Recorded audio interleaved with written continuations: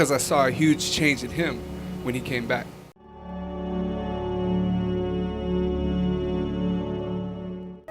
I want to know about the transformation people go through when they come to your center, because I saw a huge change in him when he came back. What is this all about? Is it a fact that in the evolutionary process of life upon this planet, you okay with evolution? Okay? Because I come from Tennessee, so I'm asking you. In the evolutionary process, is it true that we as human beings, we are on top of the pile of all the creatures? We are supposed to be the peak. Maybe there's something more to be done, but right now we are on the top. But is it also true that whenever human beings utter the word human, they're always talking in terms of, oh, I'm only human. The word human is always related to the limitations of being human. Very few people ever have used this word, I'm human, referring to the immensity of being human. Always the limitations of being human. So, somewhere we miss the fundamental point.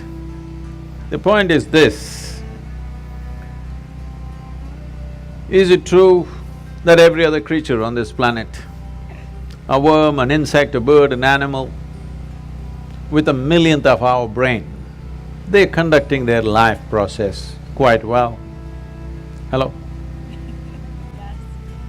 Are they? When I say life process, we are born, they are born, just like that. We grow up, they grow up. We make a living, they make a living. We may reproduce, they reproduce. We do all this with enormous fuss. They simply do it. Yes or no? Yes. Every simple thing, we're doing it with enormous fuss. They're simply doing it. Different various processes of life and death, they're doing it without fuss. We are doing everything with great fuss. Is this a sign of highest level of intelligence, I'm asking? We are supposed to be the most intelligent, and there is no question that we have the most evolved neurological process on the planet, yes? We have the most evolved neurological system that we must be able to sense and feel and experience and perceive, understand and express things in the highest possible way. But no other creature on the planet is struggling like the human creature right now. So I'm asking you, how much suffering for any individual is actually coming from outside? Minuscule, isn't it? The rest is all on self-help. If they sit, they will suffer, if they stand, they will suffer, if something happens, they suffer, if nothing happens, they suffer. So what they're suffering is their own psychological process. One's own thought and emotion has become such a huge suffering. How you think and feel. How you think and feel, should it not be determined by you? Hello? Yes.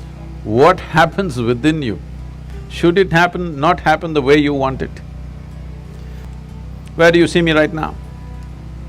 Within yourself. Where do you hear me right now?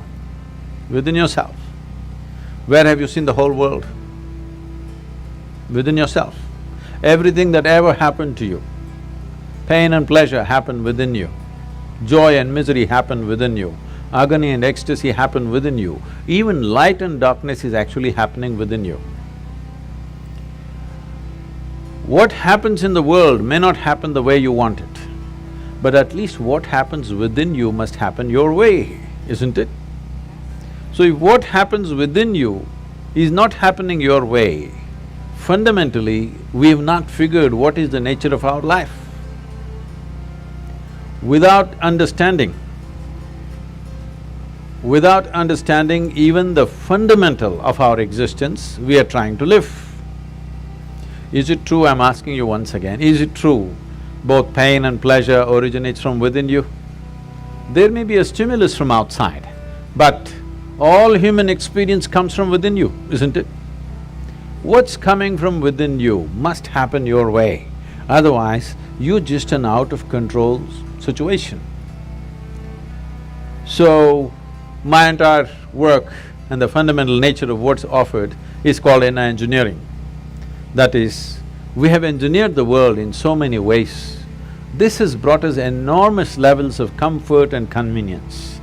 Do you agree with me that we are the most comfortable generation enjoying most incredible conveniences that no generation could ever dream of? Yes or no? What even royalty did not have 100 years ago, today ordinary citizens are enjoying it, isn't it? What is the chariot that you drive, how many horses, huh? Yeah. I'm saying even emperors could not do 400 horses, all right? So, all this is going waste on humanity simply because their experience of life is not enhanced. Because your well-being will never come from outside. From outside, you can create comfort, you can create convenience, but you cannot create well-being. Well-being can only happen from within you because human experience is created from within. Doesn't matter what is the nature of your experience, whatever it is unpleasant or pleasant, both are being made from within you. But if you are in charge of yourself, would you create pleasantness for yourself or unpleasantness for yourself? Highest level of pleasant. If there was a choice between misery and blissfulness, what would you choose for yourself? Please, you must make a choice, I'm going to bless you right now. Misery or blissfulness? Yeah, at least for yourself, it's definitely highest level of pleasantness. What you want for your neighbor may be debatable, depending upon what they did today. But what you want for yourself is 100% clear, isn't it? Why such a simple thing is not happening? Simply because this cerebral activity in the process of evolution, it is new. It is a new happening, this big brain. When I say new, just a few million years, but in the evolutionary scale, it is new. So we have an intelligence for which we don't have a stable enough platform. You don't need anybody to torture you, isn't it? Hello? Yeah. You're on self-help. You don't need any outside help. You can sit in one place by yourself and make a hell out of it.